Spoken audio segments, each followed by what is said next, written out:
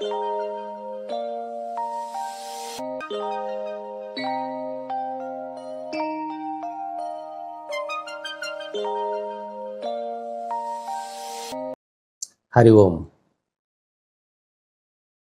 ఈరోజు మనం ఒక అద్భుతమైన ధ్యాన సాధన టెక్నిక్ గురించి తెలుసుకుందాం. ఈ సాధనని రమణ మహర్షి జీవితకాలం ఈ ధ్యాన సాధన, ఈ ధ్యాన స్థితిలో ఉండేవారు. అదే ప్రజ్ఞా ప్రతివీక్షణ. ప్రజ్ఞ అంటే ఏదైతే తెలుసుకున్నారో ఆ తెలుసుకున్న దాంట్లో స్థితంగా ఉండడం ప్రజ్ఞ. ఆ తెలుసుకున్న దాన్ని ప్రత్యక్షంగా వీక్షించడం అంటే ప్రత్యక్షంగా దర్శించడం, ప్రత్యక్షంగా చూడడం. కాబట్టి ప్రజ్ఞ ప్రతివీక్షణ, ఆ ప్రజ్ఞను ప్రత్యక్షంగా చూస్తున్నారన్నమాట. అలా రమణ మహర్షి జీవితకాలం ఆ స్థితిలోనే ఉండేవాడు. అంటే సాధనే స్థితిగా మారిపోతుంది. కాబట్టే ఆయన ఆ ప్రజ్ఞ స్థితిలో ఉన్నాడు. కాబట్టే అప్పట్లో ఎంతోమంది ఆయన దగ్గరికి కొన్ని సందేహాలతో, కొన్ని సమస్యలతో వచ్చేవారు. కానీ ఆయన ఎదురుగా కూర్చొని ఆయన ఆ ప్రజ్ఞాస్థితిలో ఉన్నప్పుడు వాళ్ళ సమస్యలకి, వాళ్ళ సందేహాలకి జవాబు వాళ్ళకే స్ఫురించేసేదట. ఆయన ఏం చెప్పకుండానే, ఆయన ఏ ప్రశ్న అడగకుండానే. ఎందుకనంటే అతను ఆ ప్రజ్ఞా ప్రతివీక్షణ స్థితిలో ఉన్నాడు. అప్పట్లో మన ప్రధానమంత్రి ఇందిరాగాంధీ గారు అఫీషియల్ వర్క్ మీద మెడ్రాస్కి వస్తే, అప్పట్లో రోడ్డు సరిగ్గా లేక 6 hours 6 గంటల సేపు ప్రయాణం అయ్యేదట. ఆమె 6 గంటల సేపు కారులో ప్రయాణం చేసి వచ్చి కనీసం 1 గంట సేపైనా ఆ రమణ మహర్షి ఎదురుగా కూర్చొని ధ్యానంలో ఆ తర్వాత తిరిగి బయలుదేరేదట. అంటే 1 గంట ఆయన ఎదురుగా కూర్చొని ధ్యానం చేయడం కోసం 6 గంటల సేపు పోను, 6 గంటల సేపు రాను ప్రయాణం చేసేదట. చెన్నై నుంచి మరలా ఫ్లైట్లో ఢిల్లీకి వెళ్ళిపోతారు. అట్లాగా ఎంతోమంది గొప్ప వ్యక్తులంతా కూడా వచ్చి వెళ్ళేవారు. కానీ ఆయన మౌనంలో ఉంటున్నప్పటికీ ఆయన నుండి వాళ్ళకి సమాధానం పొందేవారు వారు ఎదురుగా కూర్చున్నప్పుడు. ఎందుకంటే అతని మనసు ఆ ప్రజ్ఞ లీనమైపోయింది, అంటే ఆత్మలో లీనమైపోయింది. అప్పుడు ఆత్మే పరబ్రహ్మం అంటారు కదా, మరి ఆ పరబ్రహ్మం ఎదురుగా ఉన్నట్టే కదా. ఎప్పుడైతే ఆ మనసు లీనమైపోయి ఆ ప్రజ్ఞలో ఉంటారో, ఆ ఎరుకులో ఉంటారో, ఉనికితో ఉంటారో, వాళ్ళ యొక్క ఆనంద కిరణాలు నలువైపులా వ్యాపిస్తాయి. అందుకే వారి సన్నిధిలోకి రాగానే అందరికీ ఆనందం పొందేవాళ్ళు. అలాగే మనమైనా కూడా ఆ ప్రజ్ఞా ప్రతివీక్షణ సాధన చేస్తే మనం ఆనంద స్థితిలో ఉండడమే కాకుండా ఇతరులకు కూడా ఆనందాన్ని ప్రసరింపజేస్తాం 4 వైపులా. అందుకు వాళ్ళ యొక్క సన్నిధిలోకి పోయినప్పుడు, అలాగే మహాత్ముల సన్నిధిలోకి పోయినప్పుడు మనకి ఆ కొంచెం సేపు అయినా సరే ఆ ప్రశాంతత, ఆ ఆనంద స్థితిని పొందుతారు. అయితే ఇప్పుడు ఆ ప్రజ్ఞా ప్రతివీక్షణ ఎలా చేయాలి అనేది తెలుసుకుందాం. చాలా సూక్ష్మ బుద్ధితో, విచారంతో ఆలోచించాలి. అదేవిధంగా ఆ సాధన చేయాలి. ఇప్పుడు అందరికీ ప్రజ్ఞ అంటే మన యొక్క ఆత్మ హృదయంలో ఉంటుందని, అలాగే మాట్లాడేటప్పుడు గొంతు దగ్గర ఉంటుందని, చూచేటప్పుడు కళ్ళల్లో ఉంటుందని చెప్తుంటారు. అలాగా ఈ ప్రజ్ఞా ప్రతివీక్షణ అనేది కళ్ళు తెరుచుకొని చేసే ధ్యానం. అంటే ఇప్పుడు నేను చూస్తున్నట్లుగా ఎదురుగా కళ్ళు తెరుచుకొనే ఉంటాము, కానీ ఎదురుగా ఉండే దృశ్యాన్ని చూడం. ఏదైతే మన కళ్ళు ఓపెన్ చేసినప్పటికీ ఏదైతే చూస్తుందో ఆ చూచేవాడిని చూడాలి మనం. అంటే మన మనసు దృశ్యం, ఎదురు కనిపిస్తున్న దృశ్యం వైపు కాకుండా మన కళల్లో నుంచి ఏదైతే ఉందో ఆ ప్రజ్ఞ, దాని ద్వారానే మనం చూస్తున్నాం.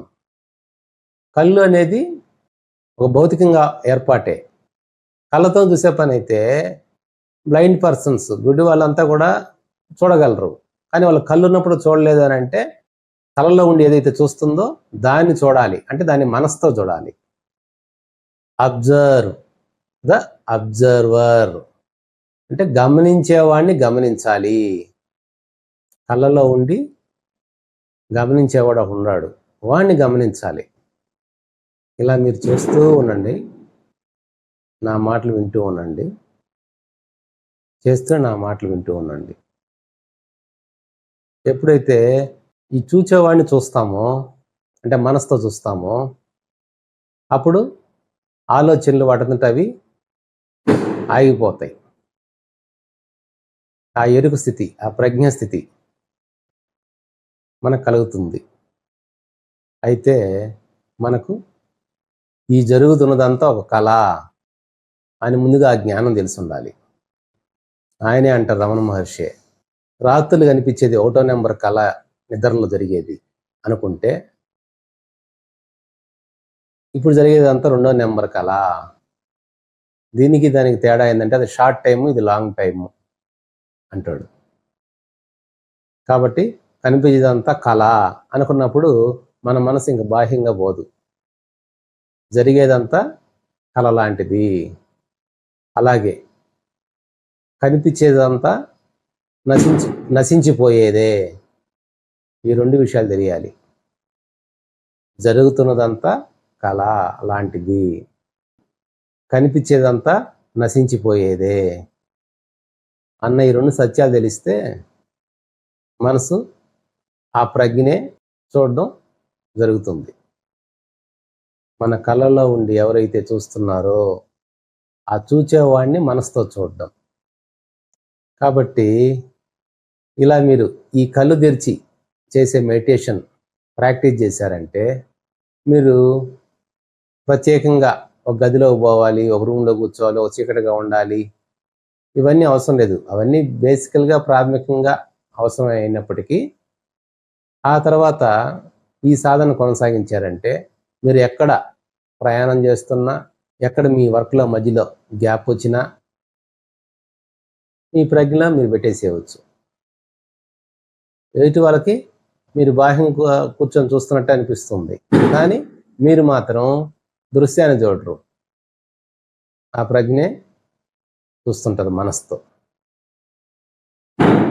అప్పుడు మీరు ఆ స్థితిలో ఉన్నట్టే. అప్పుడు ఆనందం అనేది మీలోంచి మీకే ప్రొడ్యూస్ అవుతూ ఉంటుంది. ఎందుకంటే ఆ ప్రజ్ఞ, ఆత్మే, అదే ఆనందం స్థితి. అలాగే మీ చుట్టూ ఉండే వాళ్ళకి కూడా ప్రసారం జరుగుతూ ఉంటుంది. నిదానంగా కళ్ళు మూసేసి నిదానం కళ్ళు తెరిచి మామూలు స్థితికి వచ్చేసేయండి. కాబట్టి మీ యొక్క సహజ స్థితి ఏంటంటే ఆ ప్రజ్ఞలో మనసు పెట్టడమే, అదే ఆత్మస్థితి. ఆ స్థితిలో మీరు ఉండగలగాలి. ఇది డైరెక్ట్ పాత్. అంటే మీరు డైరెక్ట్గా ఆ ప్రజ్ఞాస్థితి, ఆ ఆత్మస్థితిలోకి వెళ్ళిపోతారు ధ్యానంలో. అలాగే దీనికి ప్రత్యేక స్థలం అవసరం లేదు, ప్రత్యేక సమయం అవసరం లేదు. చాలా సులభమైన టెక్నిక్. ఇది బాగా అర్థం చేసుకుంటే. అయితే ఈ సాధన నిలబడడానికి కొంత మనకి ఈ ఆత్మజ్ఞానం గురించి తెలుసుకోవాలి. ఇందాక చెప్పుకున్నట్లుగా ఈ ప్రపంచం కనిపించేదంతా మిథ్యే, అంటే ఒక కళను, స్వప్నతుల్యము అని చెప్తారు. సరే, ఇదంతా ఎందుకు అనుకోవాలి అట్లా అనుకుంటే మీరు భౌతికంగానే ఆలోచించండి. ఎప్పుడైతే మనం ఫిజికల్ బాడీని వెకేట్ చేస్తామో ఆ తర్వాత మనం అనుకునే రిలేషన్స్, మనం అనుకునే ఫ్రెండ్స్, ఈ బంధాలు ఇవన్నీ ఉంటున్నాయా? లేదు వాళ్ళు మనల్ని వదిలేసినా ఉంటున్నాయా? వాళ్ళు మనల్ని వదిలేసినా వాళ్ళకెవరం మనకెవరం. దీనికి అభిమన్యుడు మరణించిన తర్వాత అర్జునుడు చాలా శోకంతో ఉన్నా అంట. అప్పుడు కృష్ణుడు, సరే నువ్వు అర్జునుడు ప్లేస్కి వెళ్ళేసిరా యాస్ట్రల్ బాడీతో అని చెప్పి పంపించారట. అక్కడికి పోయిన తర్వాత అపాయింట్మెంట్ కావాల్సి వస్తుంది కలవాలంటే. అప్పుడు అక్కడ మధ్యలో ఉండే భటులకి పలానా అభిమన్యుడు తండ్రిని నేను అని చిట్టి రాసి పంపించాడట. అక్కడ అభిమన్యుడు నాకెవరు తండ్రి లేరు, ఎవరు లేరు అని వెనక్కి పంపించేసాయంట. అంటే శరీరం వదలంగానే ఇవేవి బంధాలు, ఈ సంబంధాలు ఏమి ఉండవు. కాబట్టి మనం ఈ విధంగా ఆలోచించినప్పటికీ మనకు ఆ సత్యం అనేది తేడతెలమవుతుంది. కాబట్టి ఇదంతా కూడా ఒక కళ లేదా ఒక నాటకం అనే విషయం ముందు మనం అర్థం చేసుకుని అవగాహన తెచ్చుకుంటే అప్పుడు ఈ సాధనలో మనం సిద్ధం అవుతాం. ఈ సాధన సిద్ధం అయితే మనం ఎప్పుడు ఆనందం అనేది మనలో ప్రొడ్యూస్ అవుతూ ఉంటుంది, మన చుట్టూ వాళ్ళకంతా కూడా ప్రసారం అవుతూ ఉంటుంది. మనం ఏ పని చేసినా ఆనందం కోసమే కదా.